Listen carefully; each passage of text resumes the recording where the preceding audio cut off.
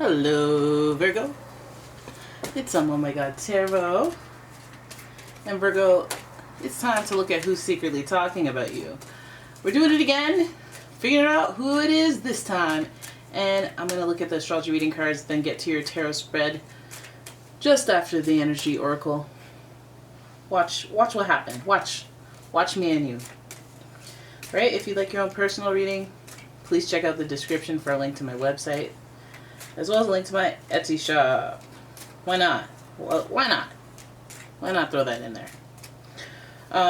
Here's your first card. Virgo, you got that Gemini in there. You got Geminis. Now somebody's giving either this Gemini vibe or any of the three cards that I'm about to pull, or it could be their signs or any combination of their signs. And with Gemini energy, the energy is communicative, mischievous, lively, witty, and informative. Stimulating exchange is possible. Okay, so this person is they're not unable to express themselves. They're able to articulate themselves very intelligently, not only in the words that they choose, but the way that they say it.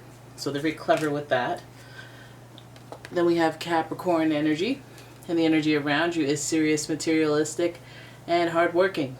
It bestows shrewdness and cautious ambition. And so, with Capricorn, they give you this familiar earth tone where they're practical and logical. But Capricorn does rule a little bit more of that organization and structure.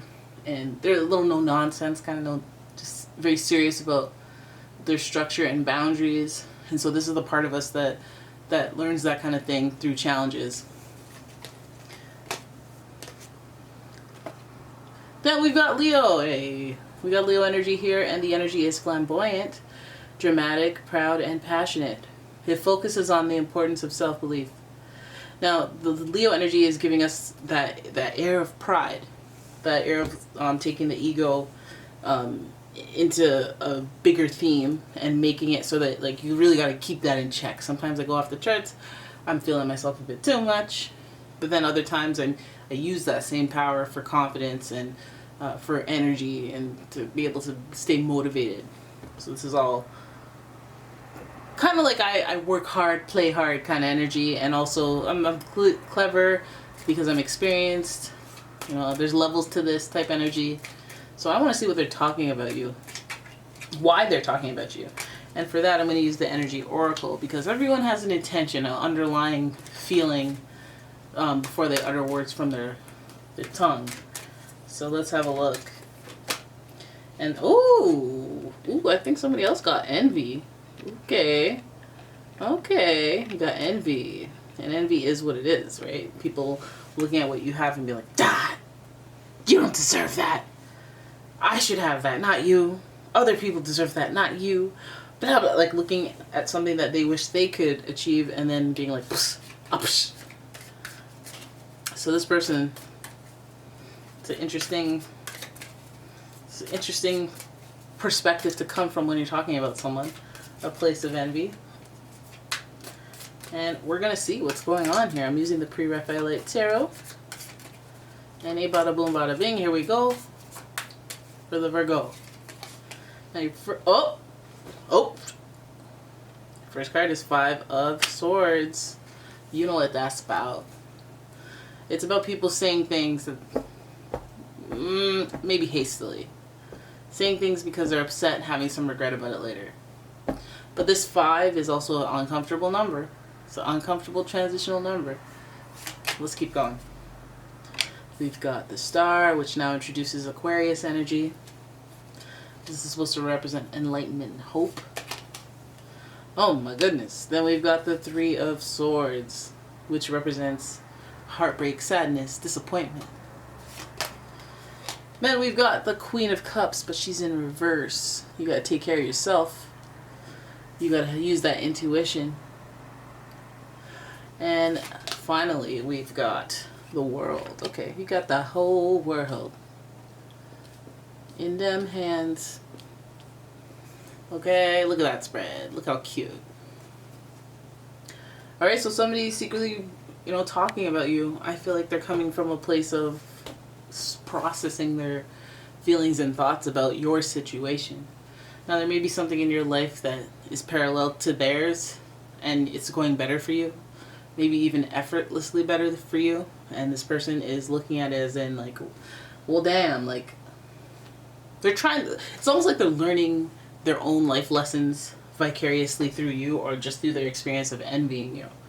And we see the Five of Swords. They may say something to you that they regret. They may say something about you that they regret saying, and those words may carry on. I mean, that's not, I mean, is that bad? The regret makes me feel better about it, if that were happening to me.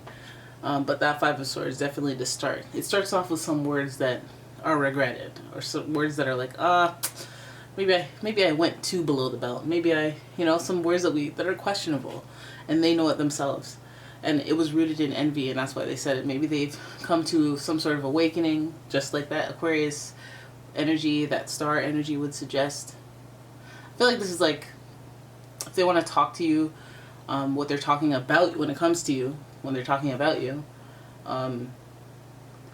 it feels like they want to talk to you about what they were talking about, because it was a misunderstanding. Please, let me cleverly Gemini my way out of this. I didn't mean it back then. Back then, when I said it 2 days ago, I was completely different. I've grown up a lot since then. Right? So, and that sounds funny, but Gemini has that funny thrill to them. So does Leo.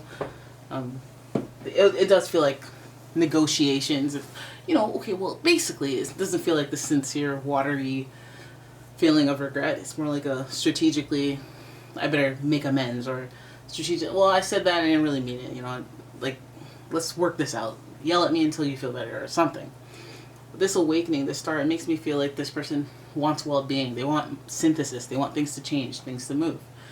And, so they have this, let's hope that it's like not an epiphany because of the mean things they said. Maybe it's because of the impact that they saw it have. Maybe because they're not mad anymore. Maybe they said it when they were upset. Maybe they said it under a circumstance. Envy is not necessarily this like emotion that you want to live with. Maybe they had a fleeting envious moment. But we see some redemption in the Aquarius energy card.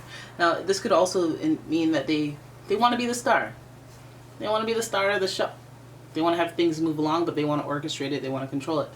But I think that, again, this does come with a little bit of an enlightenment and awakening.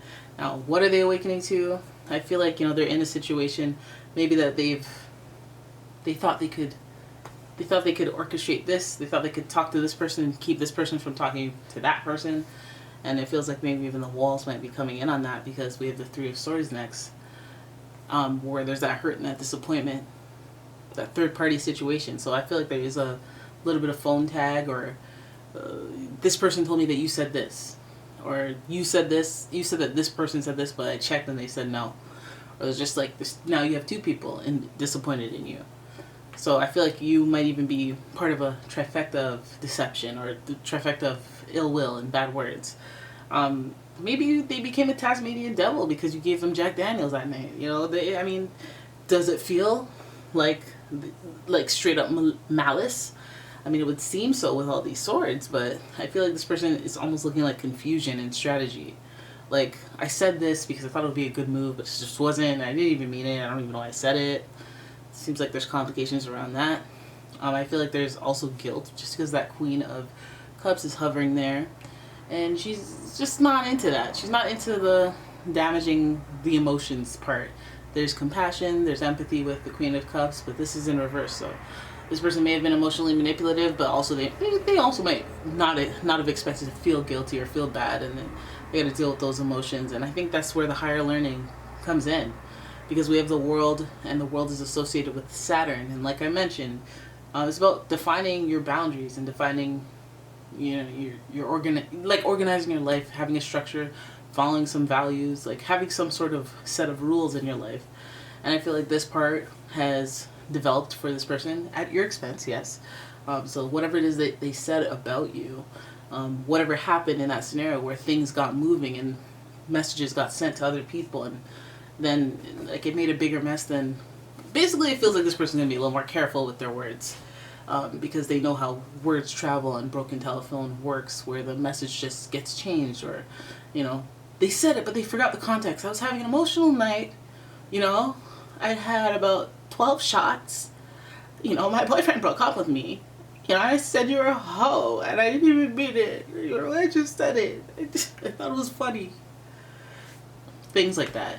But the whole moral of the story is coming to this person, and they're going to be clever with their words, but they're going to be a little more intelligent with their words. They're going to be more strategic as per their Capricornian counterparts.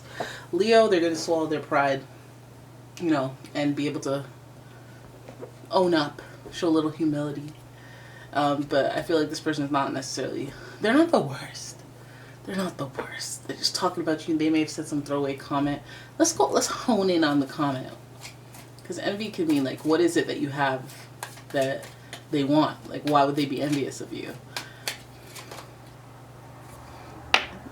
Work opportunities that have been presented to you that have not been presented to them.